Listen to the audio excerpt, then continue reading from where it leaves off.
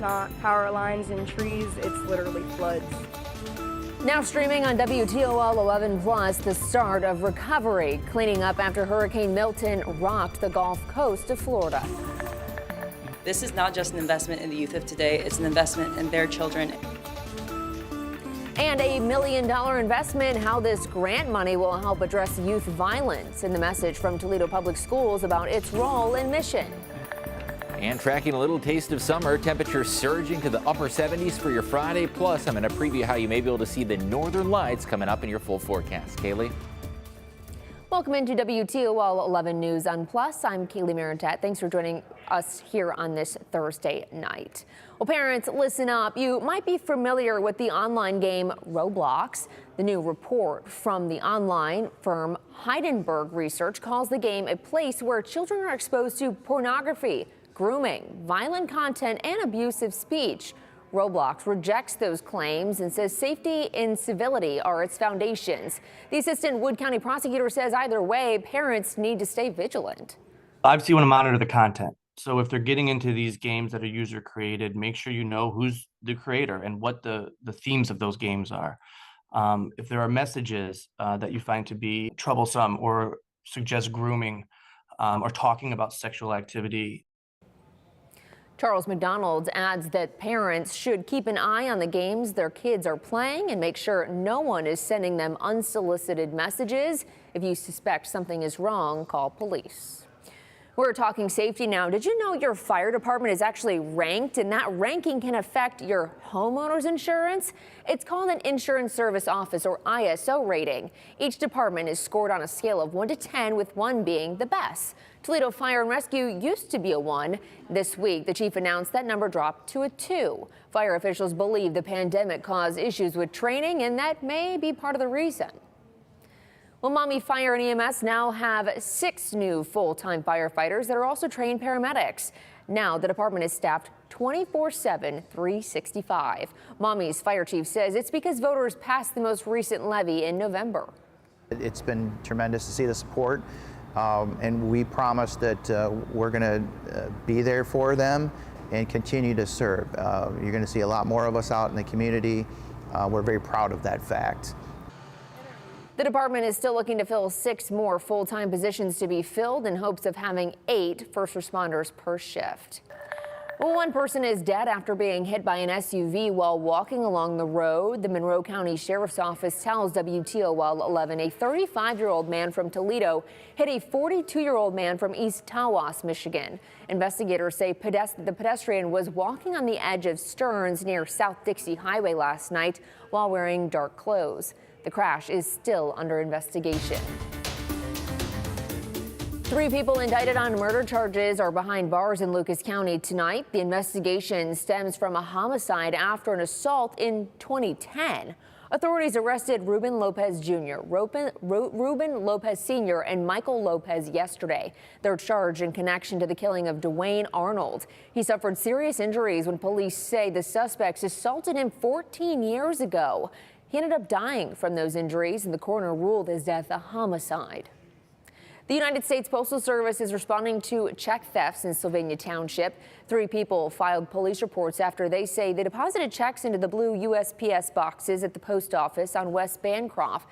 They say someone stole the checks, washed them, then made them out to other people, one in the amount of $40,000. 11 Investigates reported several similar cases last year involving the same boxes. The Postal Service says it's aware of the problem and are working with police. New tonight, a $1 million grant from the Office of Juvenile Justice and Delinquency Prevention aims to help address youth violence in Toledo. City officials say funding will enhance school safety and expand student and family support at Waite, Woodward, and Scott High Schools. It's geared towards providing more training for staff and bringing more referral services. TPS in the city says this funding will enhance what's already being done. We recognize that we have an obligation to educate our children, and to best do that, they have to be wrapped in supports that allow them to learn. This is not just an investment in the youth of today, it's an investment in their children and their children and their children, and essentially the future of Toledo. This grant aligns with the city's Peace in Motion plan, which aims to eliminate the root causes of violence in the community. Time is running out for Lucas County homeowners to dispute property values. The state of Ohio recently reassessed values. The Lucas County auditor says those numbers went up an average of 29.5% across the county. Homeowners have until tomorrow to challenge those evaluations. We're trying to give people as much information as they can, but if they have comps, if they have any photographs that they think might be helpful, any type of information that can really talk about the accuracy of the value that they think their property is worth. There are review sessions tomorrow at the Holy Trinity Greek Orthodox Community Hall at Summit and Cherry. You don't need an appointment, and if you can't make it though, you can fill out a review on the auditor's website. Search and rescue operations are underway in Florida after Hurricane Milton hit last night. It made landfall near Siesta Key. The Tampa Bay area was spared a direct hit, but saw up to 15 inches of rain. Even before making landfall, the storm spawned more than 24 tornadoes across the state. Stories about the damage left behind from Hurricane Milton are trending across social media today. One spot getting a lot of attention, Tropicana Field. Take a look at this video from the home of the Tampa Bay Rays. You can see the strong winds from the storm overnight destroyed the roof of the stadium. Now take a look at the view from inside. Get this, just before the storm, the National Guard was stationed there ready to help as needed. They were transferred just before the worst of Hurricane Milton hit the area. Officials of the Tampa Bay Rays say they will soon assess the damage. Initial inspections seem to indicate, though, that the structure of the beams and the roof itself are still stable. Well, thanks to your generosity, more than $15,000 will be going to the American Red Cross to help those impacted by both Hurricane Helene and Milton. WTOL 11 teamed up with the Red Cross for a phone bank yesterday. We want to thank each and every one of you who called and donated. But there is still time to lend a hand. Just text the word HELP to 419-248-1100. That number's on your screen.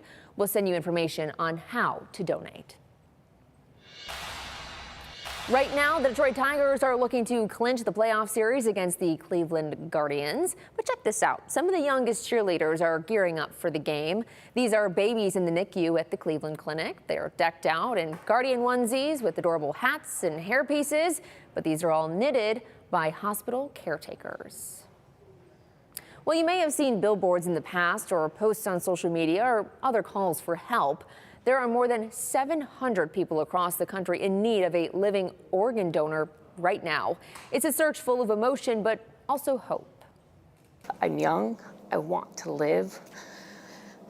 I want to do so much with my life, and I'm sort of in this holding pattern at this point because of this. Every year in Connecticut, more people find themselves on a list that keeps on growing, waiting for a call that in many cases would save their life. Amanda Werkel is one of many still waiting for the phone to ring. You've got to remain hopeful. You've got to remain vigilant. 2 years ago, Werkel started feeling unusually tired, nauseous, and had yellow discoloration on her skin and in her eyes. I suddenly collapsed. I went into kind of almost full renal failure. So my kidney, my liver, and my lungs all shut down simultaneously. She spent a week in a coma. Her doctors said complications from a previous gastric bypass surgery, along with undiagnosed underlying health issues, led to end-stage liver disease. She now needs a partial liver transplant to save her life, landing herself on that list no one wants to be on. My chances of finding a donor are less than 10%. Across Connecticut, there are nearly 100 people in need of a liver donor. More than 600 people are in need of a kidney donor. For the liver specifically, it can be challenging to find a match. Doctors need to find someone healthy with no underlying conditions that is similar in height and weight to the recipient, along with having a compatible blood type and tissue type. To be a living donor, you need to be between 18 and 60 years old, have no serious medical conditions, and go through evaluation testing at Yale New Haven Hospital. A donor's liver will fully regenerate in about 6 weeks after the procedure, giving the gift of life while continuing to live your own. We can make a movement and we can affect people's lives across the world. It's a gift Brian Johnson gave to someone he never met. He's just shy of 6 weeks post-op after donating part of his liver to a match, hoping his act of kindness inspires others to help save a life. I think that, human nature, we all want to come to the rescue of somebody else who is injured for whatever reason. So just the fact that there was somebody out there that I could help who was in real, need was just, again, just so awesome. The Werkel family is still waiting to be rescued from their nightmare. Anybody can be a hero, and in different ways. Their hope will continue to push them through in the search for their hero. This doesn't take a family or friends or extended family. This doesn't take a village. It takes an entire community. If you want to find out more on how to become a donor, head to WTOL.com, click on the links mentioned section, and we'll connect you with more information. Well, if you want to see more breakdowns of viral trends and 60-second stories, check out our WTOL 11 social media pages on YouTube, TikTok, and Facebook. John, we're going to get to you. What are you tracking tonight? Well, Kaylee, we are tracking the potential to see the northern lights late this evening and tonight. The aurora could be visible anytime really after sunset, but your ideal viewing conditions going to roll in after 8:30 p.m. once the sky starts to turn a bit darker. Weather-wise, we have a beautiful day for tomorrow. Your Friday is going to be sunny and mild with temperatures surging into the upper 70s to near 80 degrees. And Sunday, a change in the weather, showers, breezy, followed by a big cool down into next week. There is a severe geomagnetic storm that is ongoing. This is a response to solar flares that happened a couple days ago, essentially projecting plasma out towards the Earth's atmosphere. When that plasma interacts with the atmosphere, it causes those beautiful greens and purples that we see. The current KP index is forecast at around an 8 and likely to stay at least at a 6 to 7 through the remainder of the evening. So where will viewing conditions be possible? Ideally, up in northern Michigan, that is where conditions are going to be the most vibrant and vivid. However, viewing may be possible in northern to even central Ohio with clear skies and hopefully a beautiful northern lights show. There's more information on WTOL.com as well as on our free weather app.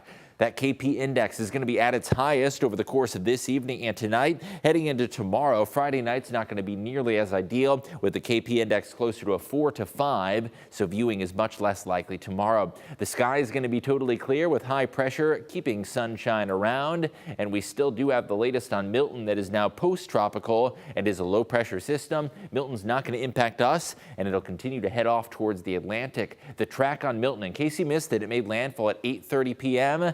After that rapid intensification to a Cat 5, it did weaken to a Category 3 by landfall. And in case you missed the details of that landfall, it was near Siesta Key, Florida, with significant impacts, wind speeds sustained at 120, and a major Category 3 status. Our weather forecast, sunny and beautiful, highs in the upper 70s for tomorrow. There is still going to be a little bit of a chill in the air to start the day, but the afternoon does feature a warm-up that'll have you thinking summertime. What about the weekend? Temperatures will be fairly mild to start. However, some late day showers signaling a cold front that'll pass on through. Behind that front, showers are going to be likely for your Sunday, and it is also going to turn windy for your Sunday with a gusty west breeze, potentially up to about 30 miles per hour. That Sunday rain chance is a cold front that is going to bring us a sharp shift in the weather pattern. Saturday starts off dry. By Saturday evening, there is going to be the chance for a few isolated clusters of rain showers. Better chances for rain holding off until Saturday night into Sunday morning. Right along that cold front,